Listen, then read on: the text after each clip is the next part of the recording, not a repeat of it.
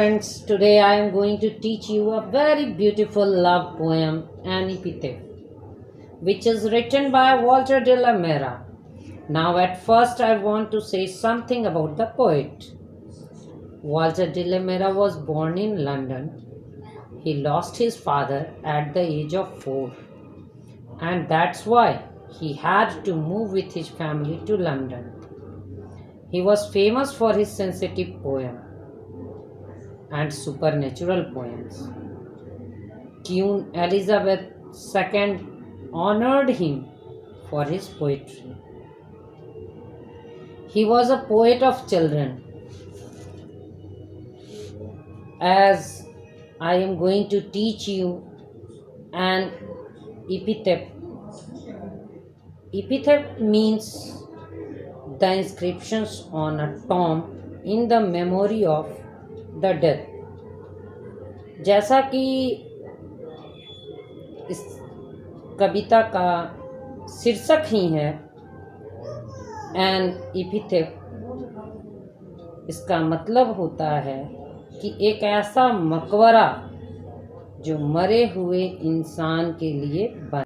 इस पोएम को शुरू करने से पहले मैं बताना चाहूँगी कि कवि ने बताया कि आप कितने ही सुंदर क्यों ना हो, परंतु एक दिन आपकी सुंदरता नष्ट हो जाएगी। इसमें कहीं कोई शक या कहीं कोई संशय नहीं है, परंतु सच्चाई यह भी है कि मृत्यु के बाद लोग आपको तब याद करेंगे जब आपके अंदर कुछ ऐसा गुण होगा, कुछ ऐसी क्वालिटी होगी, तभी लोग आपको याद करेंगे।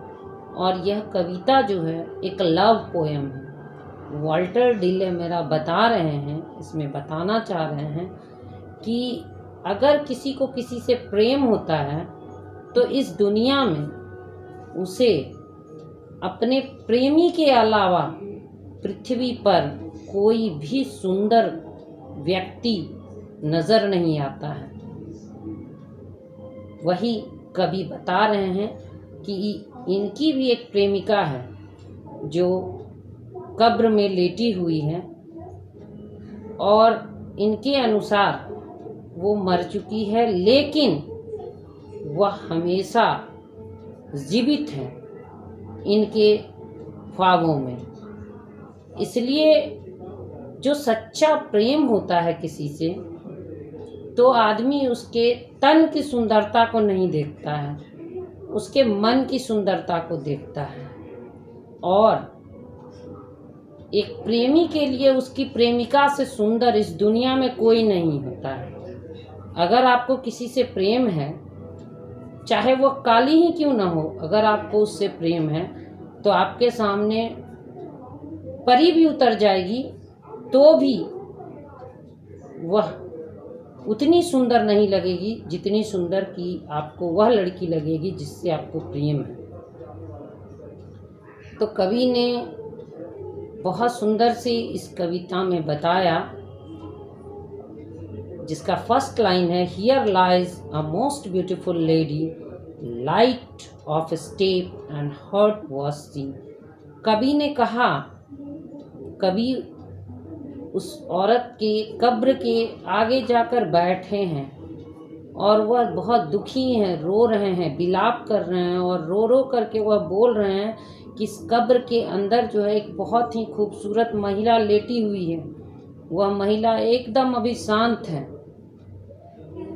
चूँकि वह महिला का जो स्वभाव था वह कभी एक जगह स्थिर नहीं रहती थी। Light of step and heart का मतलब होता है हमेशा चंचलता प्रदर्शन करते रहना। मतलब वह जो महिला थी जिससे कवि को प्रेम था, वह हमेशा इधर उधर चंचल स्वभाव की थी, जो कि स्थिर नहीं रहती थी। लेकिन आज इनको बहुत दुख हो रहा है कि वह चंचल औरत जो इधर उधर हमेशा विचरती रहती थी, गलत सेंस में नहीं, एक अच्छे सेंस में, वह आज एकदम चुप और शांत हो गई है और कब्र में लेट चुकी है। इस बात पर इनको बहुत दर्द है। नेक्स्ट लाइन में उन्होंने लिखा, I think she was the most beautiful lady that ever was in the west country. कवि कहते हैं कि मेरे अनुसार इस पूरे वेस्ट कंट्री में उस लड़की से सुंदर लड़की है ही नहीं। कहने का मतलब है कि उनके नज़र में उस लड़की से ज़्यादा सुंदर कोई नहीं है। इसलिए उन्होंने कहा है कि उनकी जो प्रेमिका है वो द मोस्ट ब्यूटीफुल लेडी है, जो कि वेस्ट कंट्री में देखने को भी नहीं मिलेगी। यानी इतनी खूबसूरत वह महिला है वो कवि के नज़र से। But beauty vanishes, beauty passes, however rare it be, and when I crumble, who will remember this lady of the west country? कवि ने कहा, पर इतनी खूबसूरत महिला, इतनी चंचल महिला शांत हो गई है। उन्होंने कहा है कि यह जो खूबसूरती है, एक समय के बाद यह खूबसूरती खत्म हो जाता है, गायब हो जाता है। तो कवि ने यह कहना चाहा कि इनकी खूबसूरती, इनकी चंचलता समय के साथ जो है वो खत्म हो चुका है, क्योंकि वो मृत्यु को प्राप्त कर चुकी है। और वह इतनी खूबसूरत थी कि उनका चर्चा अब कौन करेगा। क्रम्बल का मतलब होता है मृत्यु। तो वही कवि कहते हैं कि जब तक मैं जीवित हूँ मैं उनके बारे में बोल रहा हूँ, पर जब मेरी मृत्यु हो जाएगी तो इस खूबसूरत महिला को फिर कौन याद करेगा। Thank you for watching the video.